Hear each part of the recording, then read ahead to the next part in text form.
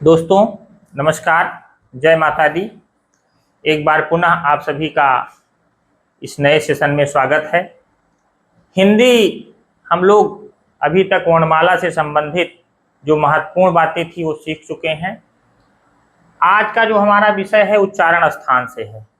जो वर्णों का उच्चारण स्थान है उससे संबंधित ये महत्वपूर्ण वीडियो आपको परीक्षा की दृष्टिकोण से बहुत ही लाभ पहुंचाने वाला है। और इसमें हम एक दोहे के माध्यम से उच्चारण स्थान को सीखेंगे जो थोड़ा सा आसान कर देगा हमारे याद करने को। तो आइए देर न करते हुए प्रारंभ करते हैं। दोहा एक बार देख लेते हैं। अकह विसर्ग कंठ राम, इचयस में है तालु राम। ऋटस से जानो मूर्धा जी, लटस पुकारो दंत जी। उप आते हैं ओष्ठ में, केवल वा दंतोष्ठ में। ए आए कहे कंठ तालु, ओ आओ कंठोष्ठ में। नासिका से पंचमा अक्षर, जिह्वा रखो प्रकोष्ठ में। अब हमें सीखना है अकह, आ क हा विसर्ग कंठराम। तो यहां हमें सीख लेना है आ और बड़ा आ, का वर्ग और विसर्ग है आह। ये ध्यान रखना है, छोटा आ, बड़ा आ और का वर्ग यानी क, खा, ग, घ, अंगा। ये का वर्ग के वर्ण छोटा आ, बड़ा आ और आहा। अकह विसर्ग कंठराम, ध्यान रखना है, छोटा आ, बड़ा आ, का वर्ग आहा, ये कंठ से। ये कहां से उच्चारित होते हैं? कंठ से उच्चारित होते हैं। दूसरी लाइन देख लेते हैं। इचयस में है तालु राम। इचयस, ई, छोटी ई, बड़ी ई और चा वर्ग,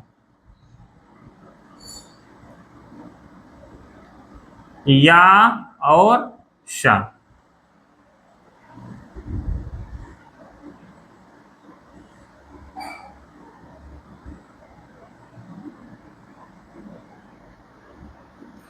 इनका उच्चारण स्थान तालु।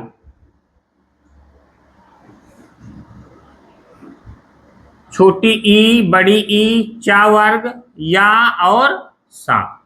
इनका उच्चारण स्थान तालु से होता है। फिर रिटस से जानो मूर्धा जी, री,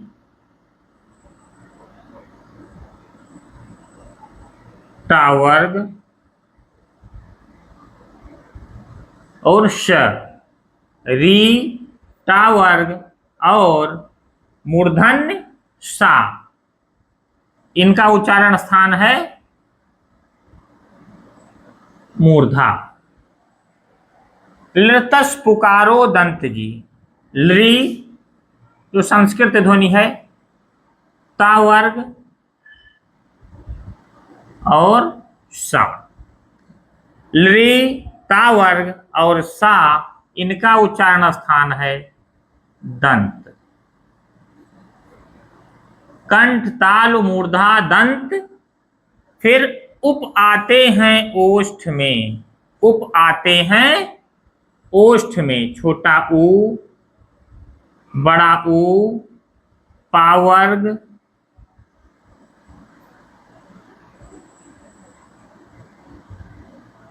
ये ओष्ठ।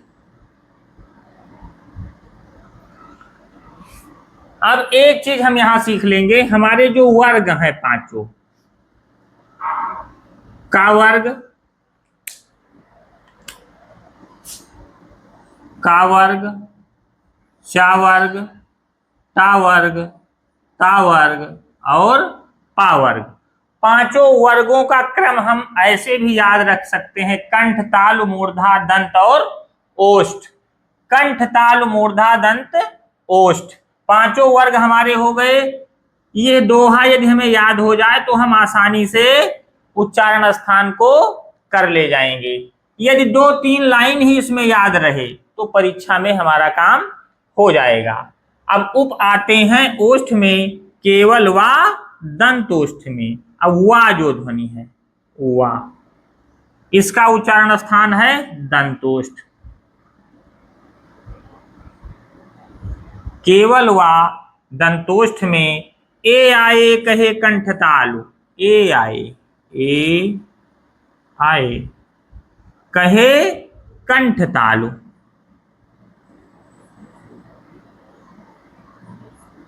कंठ और तालु दोनों से मिलकर ए आए का उच्चारण होता है, ये ध्यान रखना है। ओ आओ कंठोष्ठ में, ओ आओ कंठोष्ठ में।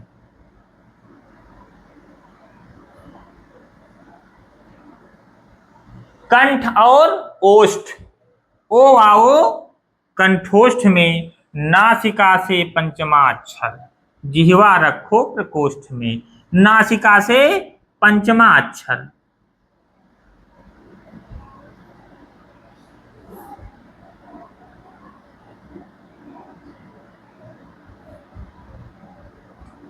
पंचमा अक्षर वर्गों का पंचमा अक्षर। यमं गणना नाम नासिका चा। संस्कृत में हम लोग पढ़ते हैं अकः विसर्जनीय नाम कंठा, इचु यशा नाम तालु। इसी प्रकार नासिका के लिए, जो नासिका से जिनका उच्चारण स्थान है, वो वर्गों के जितने भी पंचमा अक्षर हैं, काखा गाघा अंगा, जो अंगा है वो पंचमा अक्षर, पाफा बाभा मा, चाचा जाझा इया, तो जो भी पंचमा अक्षर हैं वो नासिका से उनका उच्चारण होता है। ध्यान रखना है, यदि उच्चारण में हमसे इया पूछ लिया गया, इया, ध्यान रखिए, ये ध्यान रखना है, यदि इया का उच्चारण स्थान पूछा गया और ऑप्शन में नासिका भी दिया हुआ है, तो हमें ये ध्यान रखना है कि पंचमा अक्षर के लिए सदैव यदि ऑप्शन में नासिका मिलता है तो सदैव उत्तर नासिका हो जाएगा। यदि हमें नासिका लिखा नहीं मिलता है ऑप्शन में, तो वर्गों के जो उच्चारण स्थान है उनको सही माना जाएगा। जैसे चा छा जा झा इया, तो क्या हो जाएगा, चा वर्ग में हमारा इया आता है और इया किसके अंतर्गत आता है, तालु के अंतर्गत। तो तालु और नासिका, ये ध्यान रखना है, तालु और नासिका दोनों ऑप्शन में दिए गए हैं तो हमें नासिका की तरफ जाना है। यदि नासिका नहीं दिया गया है तो हमारा उच्चारण स्थान क्या हो जाएगा, तालु हो जाएगा। यही नियम उच्चारण के पंचमा अक्षर में सभी वर्गों में लागू होता है। आशा करते हैं कि उच्चारण स्थान जो महत्वपूर्ण है परीक्षा के दृष्टिकोण से, ये आपको समझ में आ गया होगा।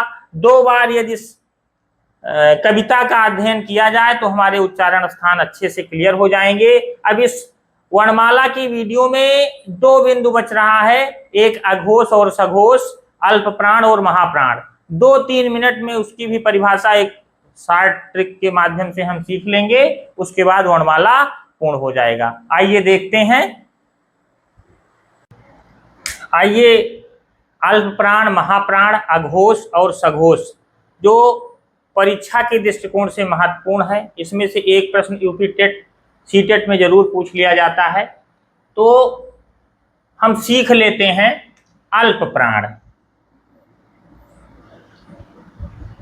परिभाषा में एक लाइन हमको याद रखनी है, प्राण का अर्थ है वायु, इनके उच्चारण में फेफड़े से बाहर निकलने वाली वायु कम होती है, ये इतना ध्यान रखना है, कम होती है, नाम से ही स्पष्ट है। अल्प प्राण, थोड़ी सी वायु, और प्राण का अर्थ क्लियर कर दिया गया है, वायु से है, यानी जिन वर्णों को बोलने में हमारी स्वर तंत्रियों में कम वायु प्रवाहित हो, बोलने में कम वायु हमारे फेफड़े से निकले, वो सभी वर्ण अल्प प्राण के अंतर्गत आते हैं। इसके अंतर्गत जो वर्ण आते हैं उनको देख लेते हैं प्रत्येक वर्ग। जैसे 5 वर्ग हैं, का वर्ग, च वर्ग, टा वर्ग, ता वर्ग और पा वर्ग। इन वर्गों के प्रथम, तृतीय व पंचम वर्ण। ध्यान रखना है, अल्प प्राण के अंतर्गत प्रथम, तृतीय व पंचम, यानी हमें ध्यान रखना है अल्प प्राण यदि याद रखते हैं तो महाप्राण हमें नहीं याद रखना है।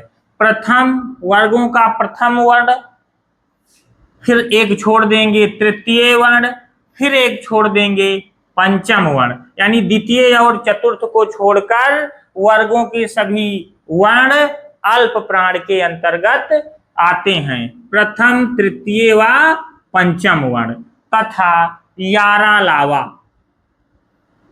अब यारा लावा यदि पूछा जाता है तो इनको हम अंतः अस्थ व्यंजन भी कहते हैं, अंतः अस्थ व्यंजन भी कहते हैं। ध्यान रहे, यह भी प्रश्न बन सकता है कि अंतः अस्थ व्यंजन किसके अंतर्गत आते हैं। हमें ध्यान रखना है अल्प प्राण के अंतर्गत ये आते हैं। एक बार पुनः याद करेंगे, प्रथम, तृतीय व पंचम अंतः अस्थ व्यंजन यारा लावा एवं सभी स्वर, ये भी ध्यान रखना है, सभी स्वर अल्प प्राण के अंतर्गत आते हैं। आप देख लेते हैं महाप्राण। महाप्राण में वायु की मात्रा हमारे फेफड़े से अधिक मात्रा में निकलती है। महाप्राण नाम से ही स्पष्ट है, महाप्राण के अंतर्गत हमारे फेफड़े से जो वायु निकलती है वो अल्प प्राण वर्णों की अपेक्षा अधिक निकलती है। इसके अंतर्गत कौन कौन से वर्ण आते हैं? अब ध्यान रहे, प्रत्येक वर्ग के द्वितीय, यहां हमारा द्वितीय छूट गया था, यहां द्वितीय।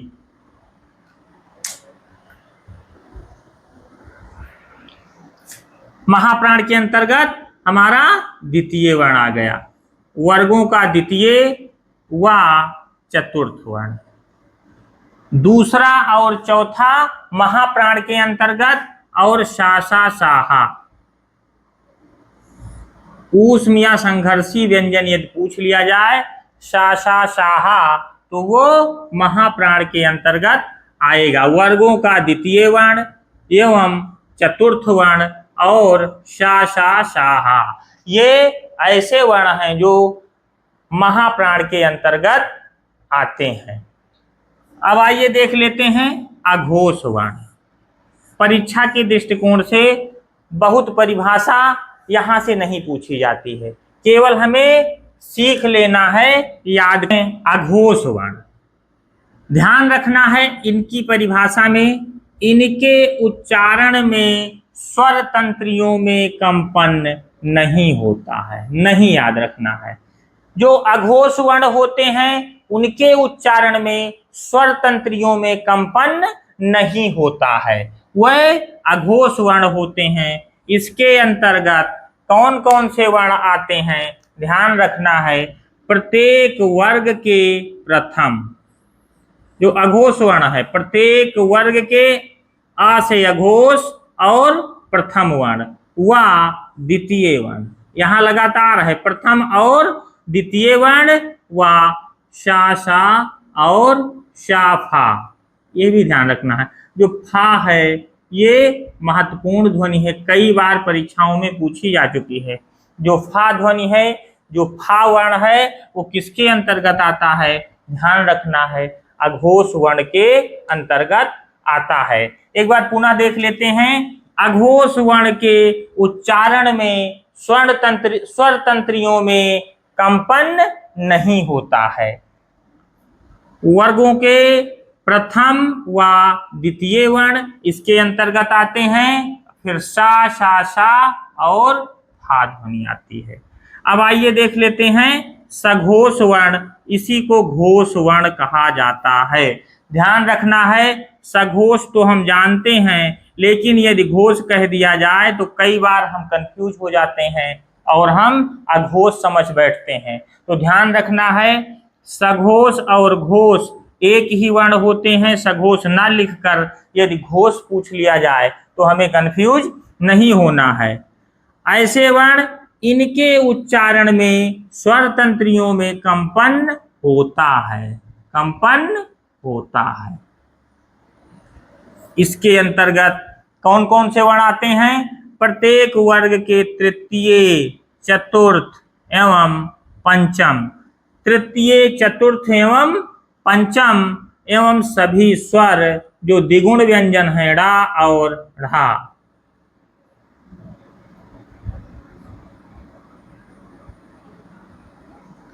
यह भी इन्हीं के अंतर्गत आते हैं। उसके बाद यारा, लावा और हा, ये अंतःस्थ व्यंजन हैं। यह भी सघोष वर्ण के अंतर्गत आते हैं। एक बार पुनः देख लेते हैं। प्रत्येक वर्ग के तृतीय, चतुर्थ एवं पंचम सभी स्वर ड़ा, ढ़ा और यारा, लावा, हा, यह वर्ण सघोष वर्ण के अंतर्गत आते हैं। अब इसमें एक बुद्धिमानी हम लोग अपने स्तर से कर सकते हैं कि हम केवल अल्प प्राण की परिभाषा पढ़ लें और अघोष वर्ण को पढ़ लें, यहाँ महाप्राण छोड़ दें। शॉर्ट ट्रिक, बहुत कम समय में हमारी तैयारी यदि करनी है तो हम यहाँ अघोष वर्ण को देख लेंगे, सघोष छोड़ देंगे, यहाँ अल्प प्राण देख लेंगे, महाप्राण को छोड़ देंगे, तो हमारी परीक्षा के प्रश्न आसानी से हो जाएंगे। अब वर्णमाला से संबंधित जो महत्वपूर्ण बिंदु थे, जो परीक्षा के दृष्टिकोण से बहुत ही महत्वपूर्ण थे, उनको हमने इन 2-3 वीडियो में समाहित कर दिया है। अब आगे हम लोगों को पढ़ना है शब्द के बारे में। वर्ण हमारे लगभग पूर्ण हो चुके हैं, शब्दों को देखना है। दोस्तों, जो वीडियो हम लोगों ने अभी तक आप लोगों को प्रोवाइड करवाए, आप लोगों ने, मैं विश्वास करता हूं कि देखे होंगे। और यह वीडियो कैसे लगे, इसमें किस स्तर के सुधार की आवश्यकता है, कृपया आप लोग कमेंट में बताएं। धन्यवाद।